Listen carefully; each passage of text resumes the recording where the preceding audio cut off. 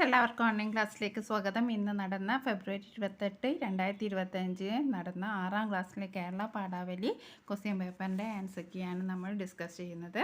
അപ്പോൾ 6 പ്രവർത്തനമാണുള്ളത്. അതിൽ 2 മുതൽ 6 പ്രവർത്തനങ്ങളിൽ 4 ഉത്തരം എഴുതണം. ആദ്യത്തെ പ്രവർത്തനം നിർബന്ധമാണ്. അപ്പോൾ നമുക്ക് വായിച്ചു നോക്കാം. പ്രവർത്തനം 1 വായിക്കാം, എഴുതാം. കുട്ടികളും കിളികളും. അന്നെല്ലാ വീടുകളിലും കൂട്ടിൽ കിളികളെ വളർത്തുക എന്നത് ഫാഷനായിരുന്നു. എനിക്കത് വെറുപ്പായിരുന്നു. അയലത്തെ ഏതെങ്കിലും വീട്ടിൽ നിന്ന് കൂട്ടിലടയ്ക്കപ്പെട്ട കുയിലിൻ്റെ കരച്ചിൽ കേൾക്കുന്നത് മറ്റെന്തിനേക്കാളും അസഹ്യമായാണ് എനിക്ക് അനുഭവപ്പെട്ടത്. ജ്യേഷ്ഠത്തിയമ്മ ഒരു ചൈനീസ് ഗേമയെ വാങ്ങിയിരുന്നു. കൂട്ടിനു മേലിട്ടിരിക്കുന്ന തുണിക്കടിയിൽ നിന്ന് അതിൻ്റെ മധുരമായ ചൂളംവിളി നിരന്തരം ഉയർന്നു. പാട്ടിൻ്റെ ഒരു ജലധാര. ഇതിനെ കൂടാതെ പലതരത്തിലുള്ള മറ്റു കിളികളും ഉണ്ടായിരുന്നു. പടിഞ്ഞാറെ വരാന്തയിലായിരുന്നു അവയുടെ കൂടുകൾ തൂക്കിയിട്ടിരുന്നത്. എന്നും രാവിലെ വിത്തുകളും പ്രാണികളുമായി വരുന്ന വഴിവാണിഭക്കാരനായിരുന്നു കിളികൾക്കുള്ള ആഹാരം എത്തിച്ചത്. അയാളുടെ കൂടയിൽ പുൽച്ചാടികളും ഉണ്ടാവും. ധാന്യപുക്കുകളായ കിളികൾക്ക് വേണ്ടി പയറുപൊടിയും. ഒരിക്കൽ ജ്യേഷ്ഠത്തിയമ്മയ്ക്ക് അണ്ണാനുകളെ വളർത്തുന്നതിൽ കമ്പം കയറി. അത് ശരിയല്ലെന്ന് ഞാൻ പറഞ്ഞു. തന്നെ പഠിപ്പിക്കാൻ വരണ്ട എന്നായിരുന്നു അവരുടെ മറുപടി. അത് ശരിയല്ലല്ലോ. വഴക്കടിച്ച് വെറുതെ സമയം കളയാതെ രഹസ്യമായി ഞാൻ ആ ചെറുജീവികളിൽ 2 തുറന്നുവിട്ടു. രവീന്ദ്രനാഥ് ടാഗോറിൻ്റെതാണ് ഈ ലേഖനം. നമുക്ക് ക്വസ്റ്റ്യൻസ് നോക്കാം. കിളികളെ വളർത്തുന്നത് ഇഷ്ടമല്ലാതിരുന്നത് ആർക്കും? ജ്യേഷ്ഠത്തിയമ്മക്ക്, വഴിവാണിഭക്കാർക്ക്, ടാഗോറിന്, ചൈനീസുകാർക്ക്. ശരിയായ ഉത്തരം ടാഗോറിന്. കിളികൾക്കുള്ള ആഹാരം എത്തിച്ചത് ആര്? ചെറുജീവികൾ, ജ്യേഷ്ഠത്തിയമ്മ, വഴിവാണിഭക്കാർ, രവീന്ദ്രനാഥ് ടാഗോർ. അപ്പോൾ ശരിയായ ഉത്തരം എന്താണ്? വഴിവാണിഭക്കാർ. ആരാണ് പാട്ടിൻ്റെ ജലധാര തീർത്തത്? ചൈനീസ് ഗേമ. ചെറുപ്രാണികളല്ല, പുൽച്ചാടികൾ, കിളികൾ അല്ല.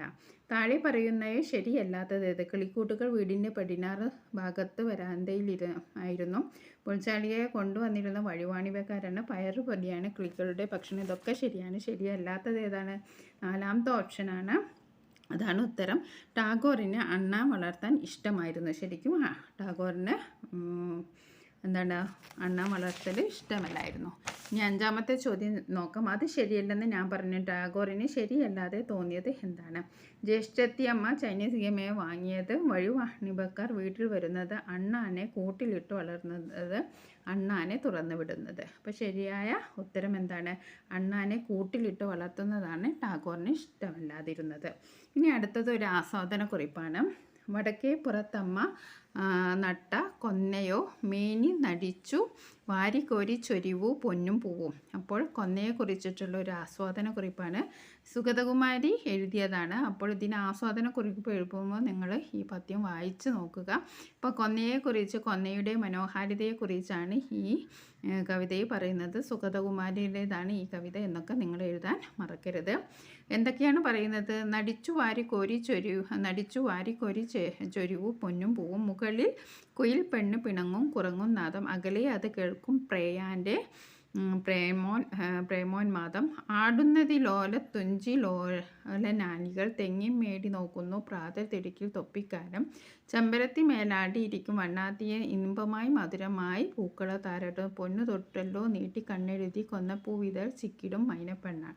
അപ്പോൾ ഇത് എന്തിനെ കുറിച്ചാണ് നിങ്ങൾക്ക് മനസ്സിലായപ്പോൾ നിങ്ങൾക്ക് കവിത വായിച്ച ആശയം, പിന്നെ നിങ്ങൾക്ക് ഇഷ്ടപ്പെട്ട വരികൾ. ഇപ്പോൾ ഇവിടെ മേടി നോക്കുന്നു പ്രാതൽ തിടുക്കിൽ തൊപ്പിക്കാര്. ഇവിടെ തായൊക്കെ ആവർത്തിച്ചിരുന്നു. അപ്പോൾ ആ പ്രയോഗഭംഗി നല്ലതാണ് എന്ന്. പിന്നെ നിങ്ങൾക്ക് ഇഷ്ടപ്പെട്ട വരികൾ ഇതൊക്കെ നിങ്ങൾക്ക് കൂട്ടി എഴുതാം. ഇനി സാധ്യമെന്ന് എന്ന കവിത എഴുതിയത് ആരാണ്? ഉള്ളൂർ ജി കുമാരൻ പിള്ള, മാധവൻ അയ്യപ്പത്ത. ആരാണ്? മാധവൻ അയ്യപ്പത്ത അല്ലേ? ഓക്കെ. ഇനി നമുക്ക് അടുത്ത പ്രവർത്തനം നോക്കാം. പ്രവർത്തനം 3 ഒരു ആത്മകഥമാണ്.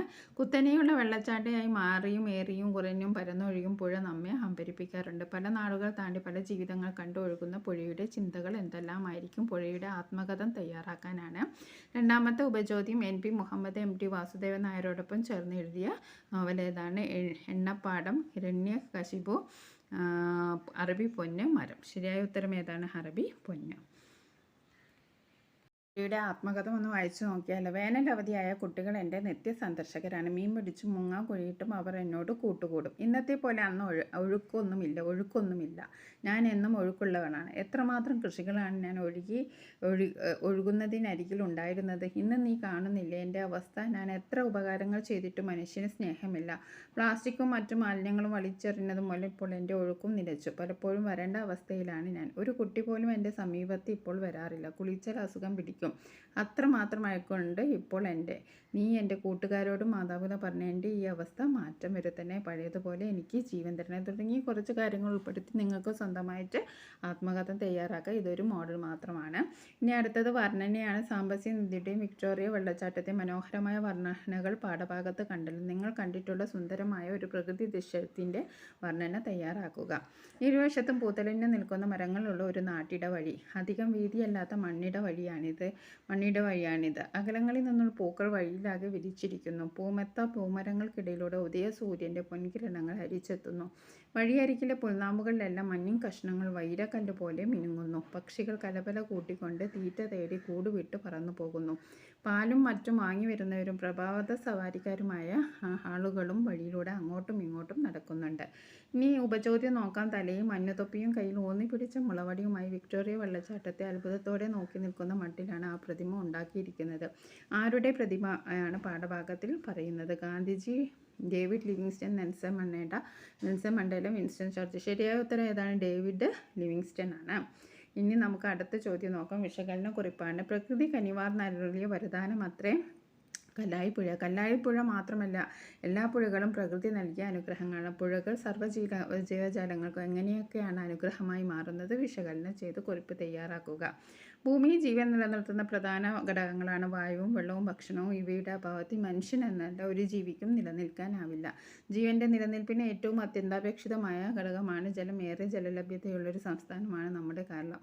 കുളങ്ങളും തോടുകളും കായലുകളെല്ലാം നാടിനെ ജലസമൃദ്ധമാക്കുന്നു. തുടങ്ങി ഒരുപാട് കാര്യങ്ങൾ നമുക്ക് പുഴയുടെ അനുഗ്രഹമായിട്ട് പറയാൻ കഴിയും. ഇനി അടുത്ത ഉപന്യാസമാണ്.